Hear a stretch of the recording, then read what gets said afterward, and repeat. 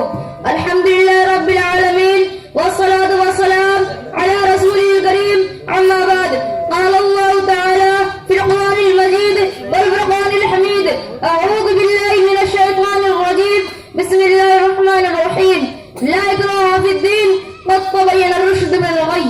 محترم حضرات سامعین گرامی، اسلام کی فطرت میں قدرت میں لچک دی ہے، اسلام کی فطرت میں قدرت میں لچک دی ہے، اتنا ہی یہ ابھرے گا جتنا کہ دبائیں گے. آج دشمنوں نے اسلام نے یہ غلط خبر پھیلا رکھی ہے کہ اسلام تلوار کا زور سے پھیلا ہے، اس کا کلمہ زبردستی پڑھوایا گیا ہے، تو اس شخص کے بارے میں حیران قائم کی جائے گی، اس کی دماغ میں خلل ہے. اب ایسے شخص کا علاج اسلام کی حیرت انگیز اشاعت اور دنیا کے کونے کونے میں اتنی سرعت کے ساتھ پھیل جانے کا راز یہ ہے کہ مسلمانوں نے اسلام پھیلانے کے لیے تلوار کا استعمال کیا، زور و زبردستی سے اپنا کلمہ اڑایا. یہ اعتراض جتنا شدت کے ساتھ اٹھایا جا رہا ہے، حقیقت یہ ہے کہ یہ اتنا ہی بے وقار اور کمزور ہے. کوئی معمولی سمجھ رکھنے والا انسان بھی اگر اسلامی تاریخ کا مطالعہ کرے تو اسے بھی اس کے حال ٹھہرانے میں کوئی تعمل نہیں ہوگا. اسلامی تاریخ کا ہر قاری یہ فیصلہ کرنے پر مجبور ہوگا کہ مسلمانوں پر کلمہ اسلام تلوار کا زور سے بنانے کا الزام غلط کا بنیاد ہے. میرے بھائیو، اسلام دنیا میں اپنے اعلیٰ تعلیمات کی وجہ سے پھیلا ہے. اسلام کی ارشاد ملنے کی تلوار نہیں، اسلام کی مداخلہ کی تلوار تھی جس نے وہ کام کر دکھایا جس کو بڑی سے بڑی فوج اور بڑا سے بڑا لشکر بھی انجام نہیں دے سکتا. قرآن شریف میں صاف طور سے اعلان کر دیا گیا ہے لا اکراہ فی الدین، دین کے معاملے میں کوئی زبردستی اور زبر نہیں ہے. قرآن مجید نے بھی واضح طور پر کہہ دیا ہے کہ جس کا جی چاہے ایمان کی دولت سے مالا مال ہو اور جس کا جی چاہے کفر و شرک کی تاریخ میں بڑھتا پھرے. اسلام کسی کو زور و زبردستی اپنا قلبہ بڑھانے کی وقت نہیں ہے. آئیے ارشاد اسلام کی ابتدائی تاریخ کا مطالعہ کرے تاکہ بات کھل کر سامنے آ سکے کہ اسلام دنیا میں کیسے پھیلا ہے اور اس کی ارشاد تلوار کے استعمال کا نتیجہ تھی یا اس کے بڑے تعلیمات خود برتاب تھے جنہوں نے سر دنیا کو مجبور کر دیا کہ وہ اسلام کے دامن میں بنا لیے. دنیا کفر و شرک کے اندھیرا میں بھٹک رہی تھی، انسان خدا کو بھول چکا تھا، خدا کی ہدایت سے ناواقف اور خدا کے راستے سے ہٹا ہوا تھا. ظلم اور زیادتی ہر طرف عام تھی، جرم کو جرم اور گناہ کو گناہ سمجھنے کا احساس تک ختم ہو چکا تھا. ایسا خوفناک ماحول تھا اور ایسے ماحول میں اللہ کے رسول صلی اللہ علیہ وسلم مبعوث کیے گئے. اللہ کے رسول حق کی طرف بلانے والے تنہا تھے، خدا کے راستے کی طرف پکارنے والے اکیلے تھے.